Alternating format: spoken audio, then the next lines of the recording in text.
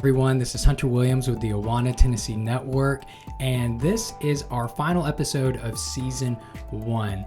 And it's been such a joy. We've had so many great guests and conversations during this season, and we are leaving on a high note. We had Lisa Mattheiss come on as our guest. She serves as the Executive Director at LifeLine Inc.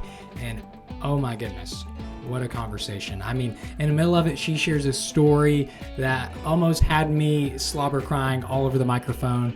You're just going to have to listen to her stories. The whole conversation is fantastic, and I know you're going to leave both encouraged and challenged, because the topic Lisa is going to talk about is special needs ministry. How do we serve those with special needs in our Awana ministries? And like I said, you're going to leave encouraged, you're going to leave challenged. So here's the conversation I had with Lisa Mattheiss. Pray you enjoy.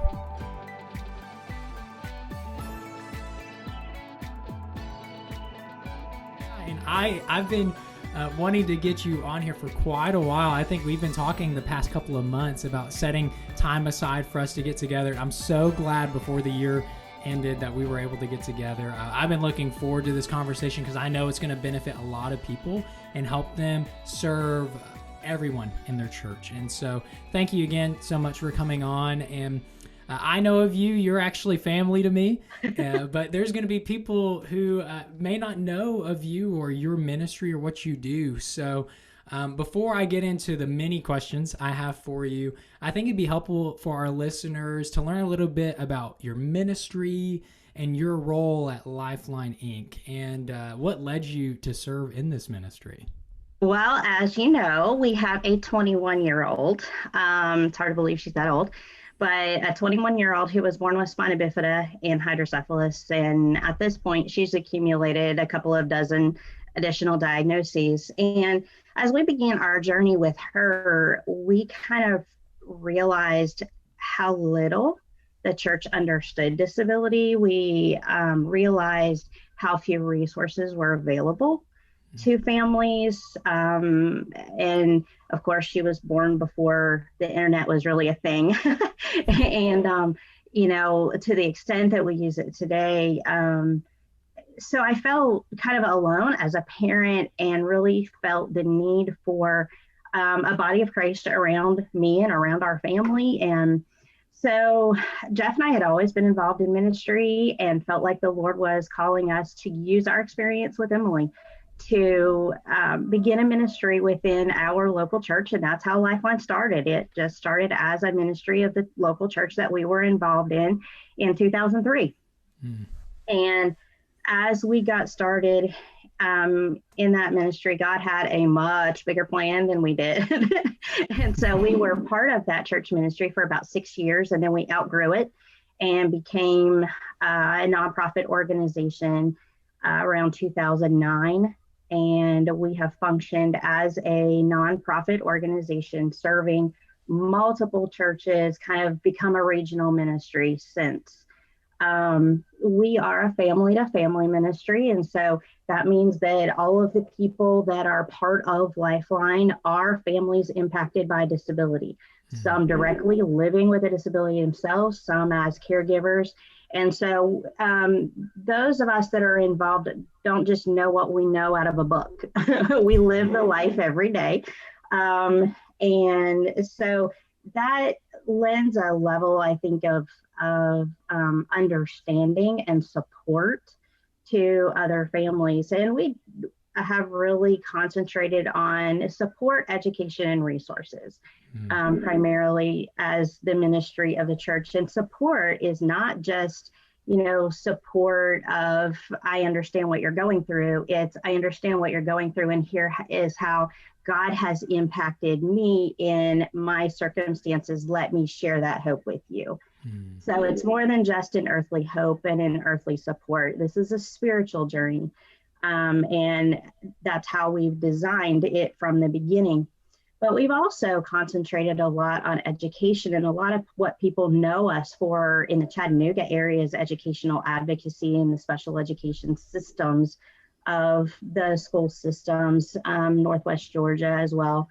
But the Lord is kind of bringing things full circle again. And as I have taken a role on staff at a church building special needs ministry, we're kind of moving away from some of the how active we were in the special education arena and concentrating more and more of our efforts in special needs ministry development and training churches, vision casting, kind of helping churches figure out how to change the culture of their church to be inclusive.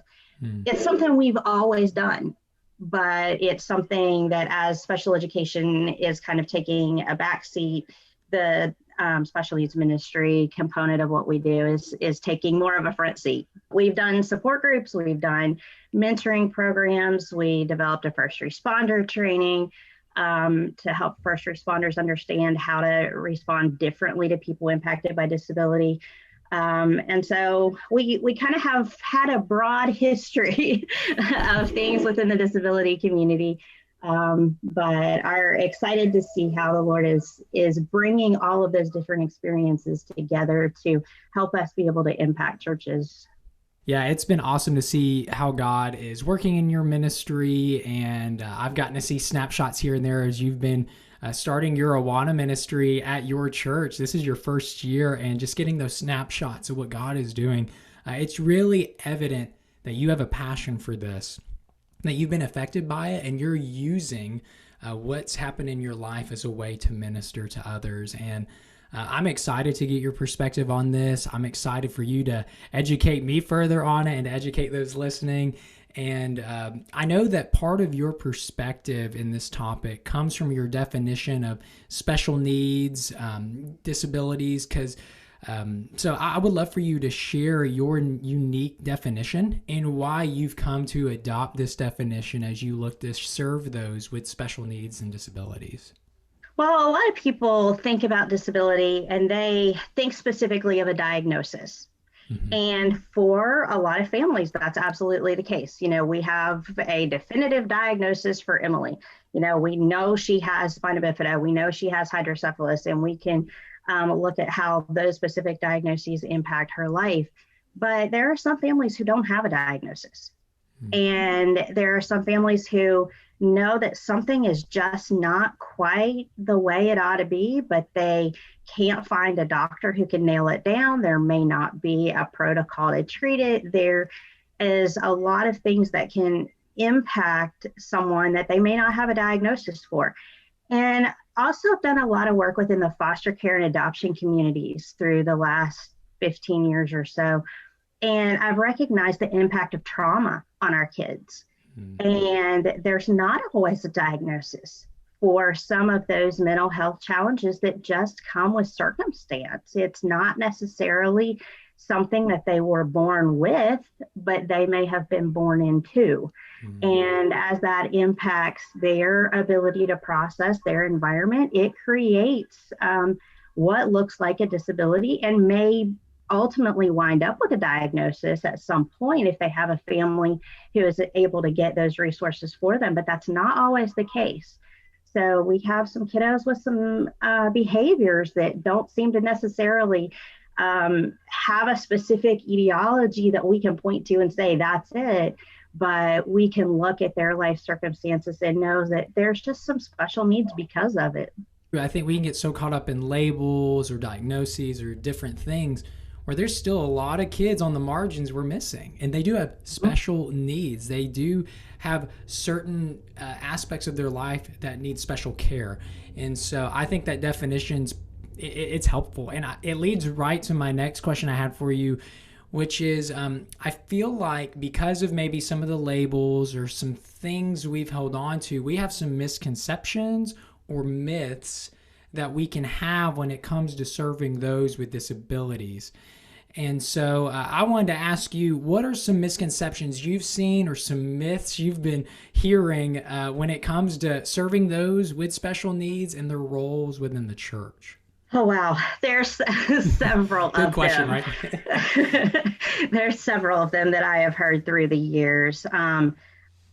Probably the most common when I talk to senior pastoral leadership, the biggest myth is we don't have any here. We don't have anybody with special needs. We don't have any kids with disabilities here. Yes, you do. You may not know where they are. You may not know the diagnosis exists. The family themselves may not be forthcoming with that information because of experiences they've had in the past. I've had through the years several kids come in, and because of my background, I immediately picked up on there were some challenges, but the parents didn't tell me anything. And, sometimes that takes a little research to find out, what is going on? What are the circumstances that you've been through in the past? And I can tell you that we have several families in our church that have been asked to leave other churches.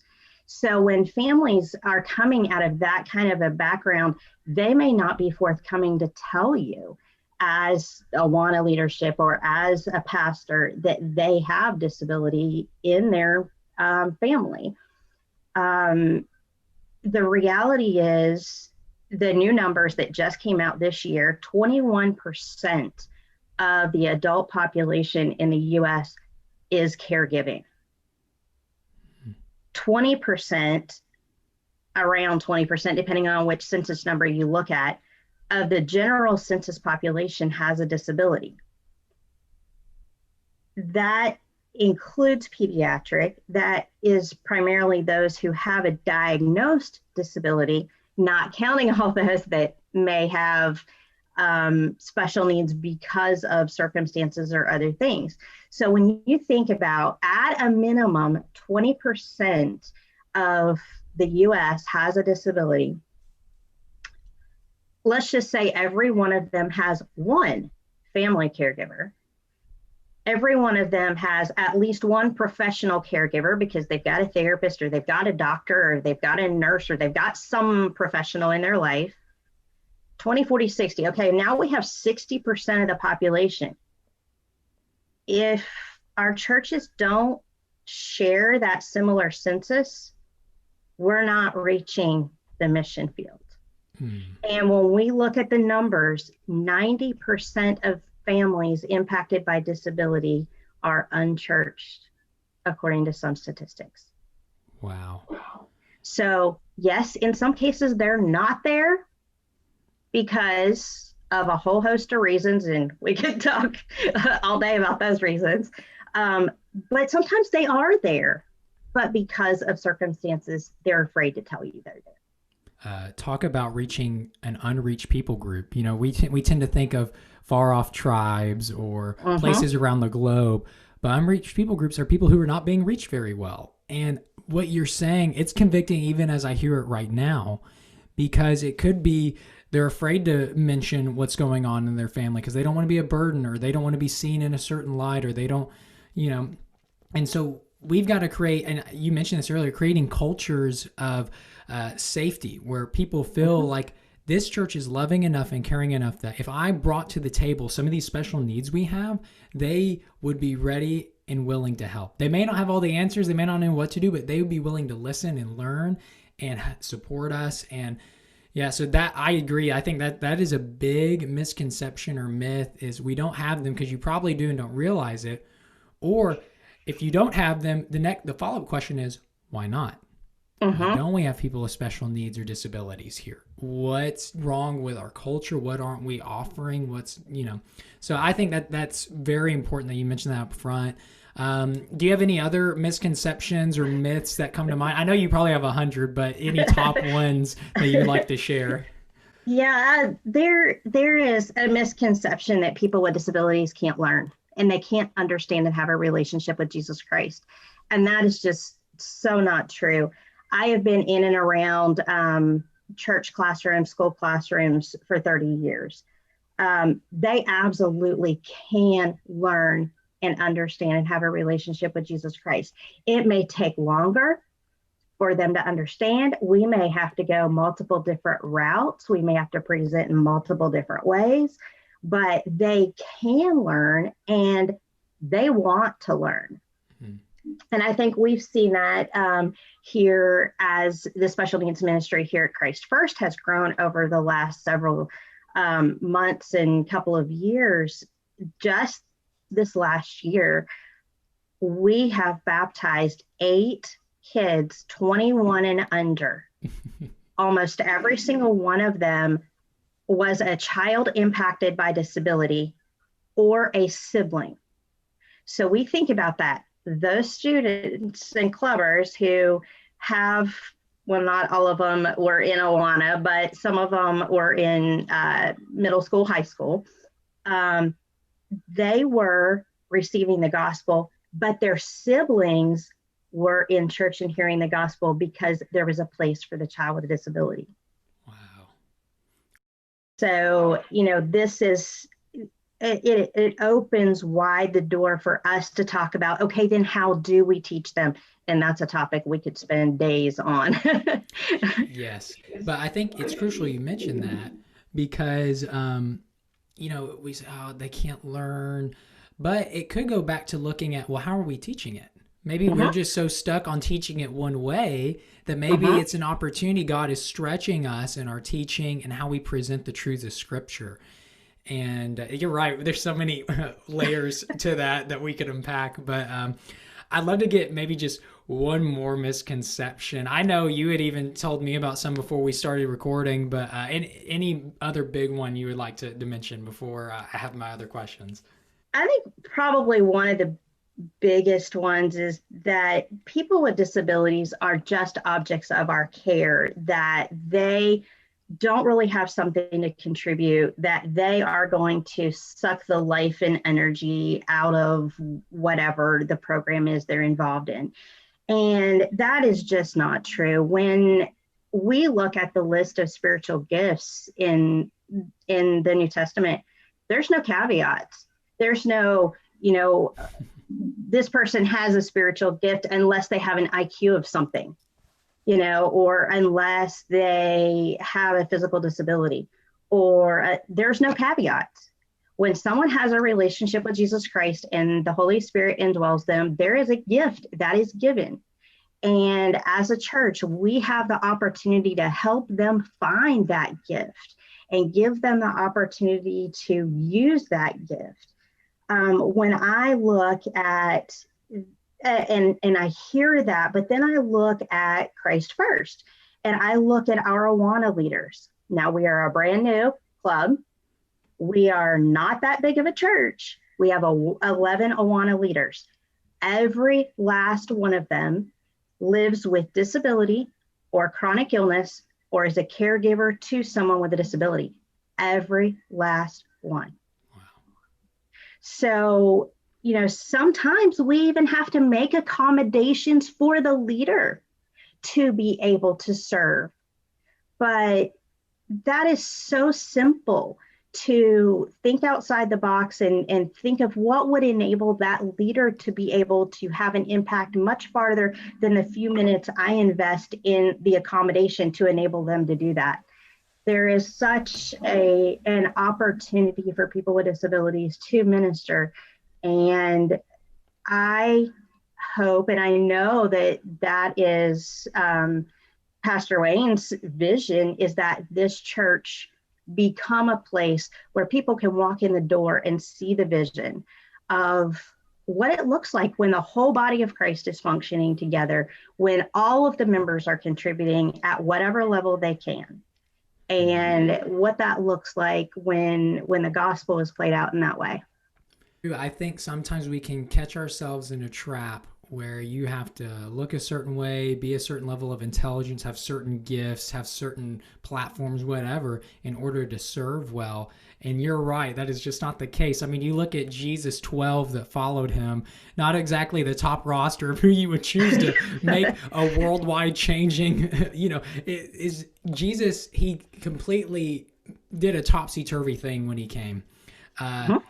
He chose the least among him to bring a life-changing message across the globe. And I love something you said. You talked about how a lot of times we see those with special needs as objects who we offer care towards, but flipping that and saying, no, they can offer care. Absolutely. They have care they can offer, but it takes us having the patience and the willingness to help them find it. You care if I share the story of Emily? No, go for it. because, when Emily was in Awana at 3, 4 years old, when she started Cubbies, she was nonverbal. She used sign language in order to communicate. Primarily, she used the picture exchange system, PEX, as well. But she had an Awana leader who was like, bring her on. We'll figure it out. We'll figure out how to make the wheelchair work in game time. We'll figure out how to teach her verses. And she learned alongside everybody else. Well, fast forward 18 years, she's an Awana Cubby leader. And she is now teaching 3 and 4-year-olds their verses on Wednesday nights and listening to their verses on Wednesday nights, because almost 20 years ago, somebody had a vision and said, bring her on, we'll figure this out together. And we've watched Emily through the years. Now, you meet her now and never know she ever didn't talk. But her ability to understand the gospel started back then, when somebody said, come on in, we're going to let you listen, we're going to involve you, you're going to belong to this club, and we're going to teach you the gospel. We're going to listen to your verses in a way you can tell us, which was sign language. And we see now that she is able to be a contributing part of her Cubby leadership team. That just shows you never know. The life you pour into now, you never know what it's going to blossom into. But it's trusting God, saying, hey, I don't know how all the pieces of this are going to work out, but this is a person made in the image of God that deserves to be served and discipled. And we're going to walk alongside them, no matter how many extra steps it takes. And so, and I just love that idea of finding ways not only to serve those with special needs, but how to get them to serve in the church. And so seeing that with Emily, that story, because I know Emily, and that brings my soul just so much joy, just to hear how God has used a ministry like Awana, and for someone to say, hey, bring it on. That's such a good catchphrase. Bring it on. Oh, you've got these special needs, bring it on. We'll figure it out together. We'll work on it. And that's fantastic. So, as we seek to adjust some of these misconceptions, and even now I'm thinking through what are some misconceptions I need to tweak, I would love for you to share just some snapshots of what inclusion might look like in our Awana ministries. You just shared a powerful one with Emily, but do you have any other snapshots you can think of, hey, when you live out of a theology that all kids matter to God, no matter their background, their needs, whatever, we're going to serve them. When you have that perspective, what are some practical snapshots of what it can look like in our week-to-week Awana ministries? Well, we had just talked about, sometimes we have to make accommodations and what that looks like, for a kiddo. So if we have a kid with intellectual disabilities, we may take that 3-line verse and boil it down. We may take John 3:16 and we may say, God loved the world. That's the most important part of the whole verse. Boil it down to what our purpose really is for them. Is it for them just to regurgitate a verse, or is it for them to internalize what it really means? And so it may mean that we may need to accommodate what we are requiring them to learn, so that they can continue to build the verses that they learn on top of each other. It may mean that we may post visual schedules throughout. You can look through our rooms and see we have a list of what we do and in the order we do it, to help those kiddos who need that consistency of understanding what comes next. It may mean that we have a child who wears earphones during game time because it's too loud. It may mean that one of our leaders has CP. It takes him 5 minutes to sign his name. Well, if he's sitting there and he's got kid after kid saying verses, that he's spending so much time and effort in signing his name, it becomes difficult. We got him a stamp. So he stamps his signature. He had to write it one time, and then he stamps his signature. And actually his wheelchair is broken right now, but we zoomed him in, and he sits on a laptop, and he still had his TNT group the last 2 weeks until he gets his new wheelchair so that he can come back to church. So there's ways to think through just any scenario. I mean, there's so many different ways when we're presenting during council time, when we're presenting the story, doing it in using as many senses as possible, a multi-sensory opportunity for them to see and hear and taste and touch and smell. I mean, all those different things, and be part of the story. So we involve the kids in lots of different ways.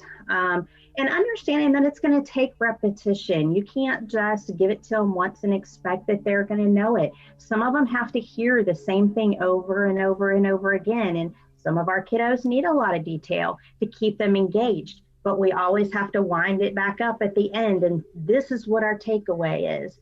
So for those kids who might have gotten lost in the details, they still take away the thing that's important. Not only will that push you to be a better communicator and teacher for those kids with special needs, that pushes you to be a better teacher and educator in general. I think sometimes we just get so caught in our systems and way of doing things, we don't realize, hey, there's actually better ways to do this just all around. Like using all senses when teaching a lesson with kids. That builds engagement and interaction. Thinking through how are we laying things out so that there is structure that every child can get behind. So I think, and I've said this so many times in podcasts, but in so many scenarios I'm seeing it come true. I think COVID has taught us the true meaning of flexibility. Really what I say is pandemic has revealed priorities. And I think as we're having to learn to adapt with the issues of COVID, it's showing us, it shouldn't have taken a crisis for us to see some of these blind spots that we had, or some of these things that we had just let fall to the wayside. But that could be a gift of COVID, is that it has brought to our attention, there's some people that we're not reaching very well. There's some methods we're using that aren't inclusive of all people. And so, and that snapshot you gave of, you've got that leader who uses the stamp, just accommodating. That's a simple change, or zooming in when something happens. And so there's so many levels of adjustment we can make. The question comes down to, what are your priorities and what are your goals? Is your goal just to get through Awana just as simply as possible with no extra worries? Or if your goal is, hey, we want to have all people serving and being served at our ministry, that doesn't always mean it's going to be easy. It doesn't mean you're going to have the smoothest path. But I think we mistake smooth paths for correct paths, and that's not always the case. Sometimes sometimes the toughest path, and usually this is the case, the toughest path is where we need to go.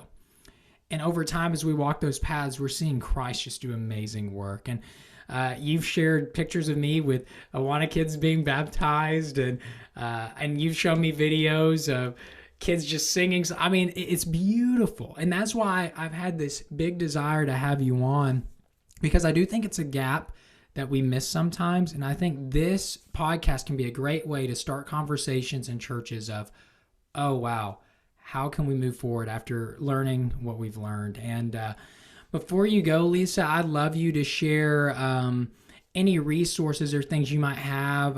I'll make sure I link your website. But is there anything specific on the website you want to highlight, or any other resources that could be helpful for churches as they begin this journey of being better at reaching those with all different types of needs?